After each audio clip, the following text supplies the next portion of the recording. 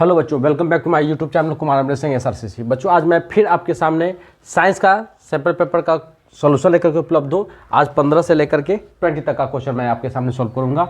मैंने इससे पिछले वाले वीडियो में 1 से लेकर के 14 तक का क्वेश्चन कर लिया है ना। 2 या 3 वीडियो है उसमें बच्चों, आप देख लेंगे। ये 15 से 20 तक का वीडियो है। देखिए, कह रहा है आइडेंटिफाई द इनकरेक्ट स्टेटमेंट, है ना। जो गलत स्टेटमेंट है उसको चुनना है। क्या ऑप्शन दे रहा है आपको?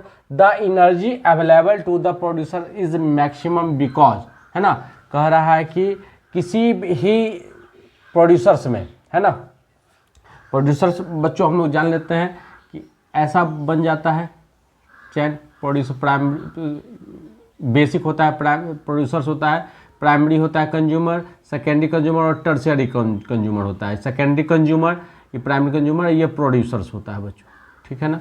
अब क्या होता है कि कह रहा है कि it is the first trophic level which absorbs 1% of light energy. यह सही है ना। जो प्रोड्यूसर्स होता है, जो प्लांट है, जो ग्रास है, वह सन से मात्र 1% ऑफ लाइट एनर्जी का जो एनर्जी है वो ऑब्जर्व करते हैं, बाद बाकी को रिलीज कर देते हैं, उनका खर्च हो जाता है।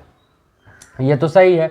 दूसरा क्या कर रहा है? It utilises the most the chemical energy for it on reproduction, respiration इत्यादि में। तो ये बच्चों ठीक है कि यह जो एनर्जी लेते हैं वह इसका खर्च कर देते हैं कुछ में, रेस्पिरेशन में, ग्रोथ में, रिप्रोडक्शन में और मूवमेंट में।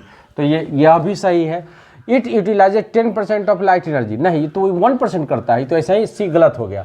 यह 10% क्या होता है बच्चों की, यह अगले लेवल को, यह 10% जो है अगले लेवल को कर देगा, फिर उसका जो रेस्ट बचेगा उसका 10% को करेगा, फिर उसका 10% इसको करेगा।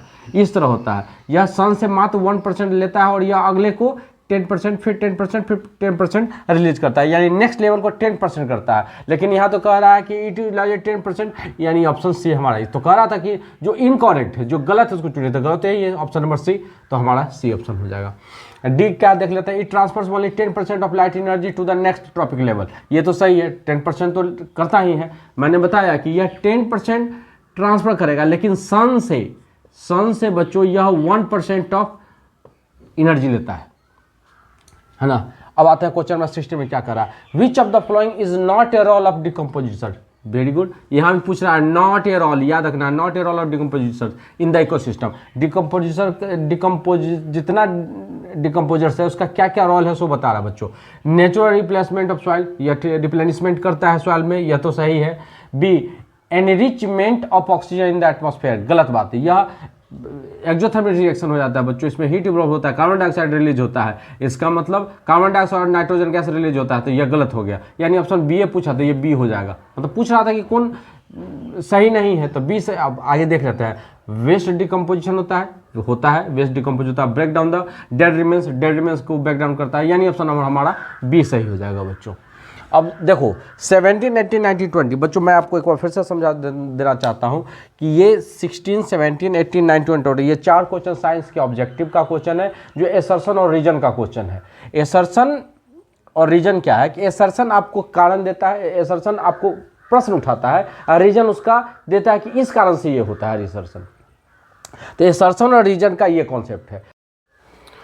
और बच्चों क्वेश्चन नंबर 17 को देखते हैं क्या कर रहा है। On adding dilute hydrochloric acid to test tube containing a substance X, a colourless gas is produced when gives a pop sound, है ना, which gives a pop sound when a burning match stick is brought near it. कह रहा है कि एक beaker है, एक test tube है, जिसमें डिल्यूट हाइड्रोक्लोरिक एसिड को डालते हैं और उसमें एक सब्सटेंस एक्स है ना।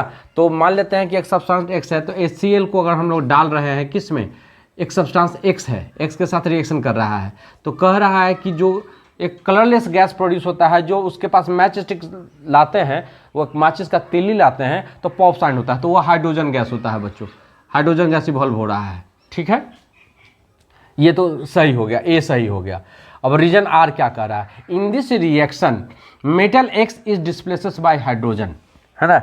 हाइड्रोजन इस, यह बच्चों क्या है, यह कौन सा रिएक्शन है कि जब किसी भी डिल्यूट एसिड को किसी मेटल के साथ रिएक्शन करते हैं, तो वह मेटल जो है हाइड्रोजन गैस को डिस्प्लेस कर देता है, उससे हटा देता है, किससे?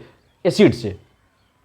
तो होता है, यानी metal displaces the hydrogen gas. लेकिन यहाँ रीजन में दे रहा है in this reaction metal x is displaces bye hydrogen, यानी मेटल एक्स को ही डिस्प्लेस कर देता है, जो कि गलत है। यानी एसर्शन ए सही है, रीजन आर गलत है। तो बच्चों अकॉर्डिंग टू जो आपको इंस्ट्रक्शन दिया हुआ है एसर्शन और रीजन का कि A is true and R is false, तो इसमें ऑप्शन नंबर हमारा सी हो जाएगा बच्चों, ठीक है ना। इसमें दे रहा बुक में दिया है कि A is true but R is false, तो आर तो फॉल्स है, ए सही है। क्यों ऐसा क्यों होता है बच्चों? ऐसा इसीलिए होता है कि जो भी मेटल है रिएक्टिविटी सीरीज में, जो मेटल है वह हाइड्रोजन से ऊपर का जो मेटल होगा रिएक्टिविटी सीरीज में, है ना, जिसको हमने पिछले वीडियो में बताया है, पोषोकामा, potassium, sodium, magnesium, aluminium, zinc, ये सब हाइड्रोजन से ऊपर का है मेटल है, तो वह क्या करता है कि हाइड्रोजन को डिस्प्लेस कर देता है। लेकिन जो रिएक्टिविटी सीरीज में हाइड्रोजन से नीचे का है वह कौन है? कॉमर्शिगो, है ना। कॉपर हो गया, मरकरी हो गया, सिल्वर हो गया, गोल्ड हो गया, यह हाइड्रोजन को डिस्प्लेस नहीं कर सकता है। तो रूल तो यही है, लेकिन इसमें आर गलत दे रहा है, तो बच्चों ये हमारा ऑप्शन सी हो जाएगा। क्वेश्चन नंबर 18 में आते हैं, यह भी एसर्शन रीजन का, 4 क्वेश्चन एसर्शन रीजन का है बच्चों। अब 18 में the number of chromosomes in a cell and in a germ cell is not the same in any species, बिल्कुल सही है। अगर ह्यूमन बींग्स की बात करते हैं तो इसमें 46 सेल्स होते हैं हमारे क्रोमोसोम्स में, सॉरी सेल्स नहीं होते हैं, क्रोमोसोम्स होते हैं, यानी 23 पेयर होते हैं। तो अब ध्यान रखिए, लेकिन हमारा जो जर्म सेल होता है, जो हमारा गैमिट है, वह स्पेशल टाइप का सेल होता है, उसमें हाफ हाफ होता है। यानी अगर हम लोग करते हैं कि अगर मेल गैमिट है और एक फीमेल गैमिट है तो इसमें 23 होगा, इसमें भी 23 होगा, और ये दोनों जब मिलेगा, है ना, तो जायगोट बनाएगा, और जायगोट में फिर 46 हो जाएगा, 23 46 क्रोमोसोम्स हो जाएगा।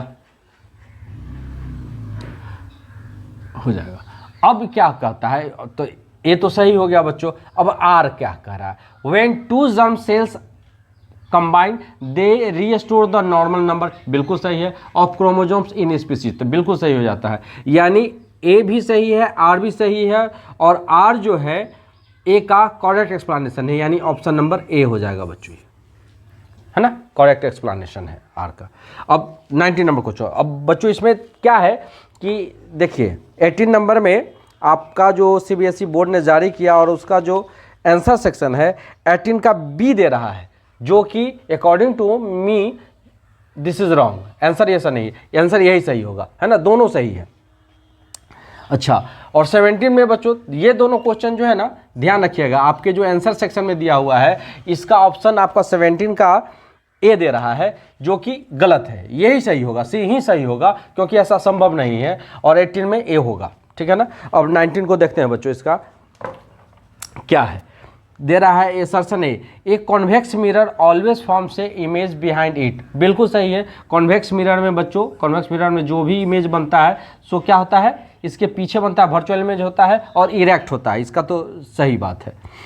Convex always form image behind it and image form is normal, ठीक है, ये सही हो गया।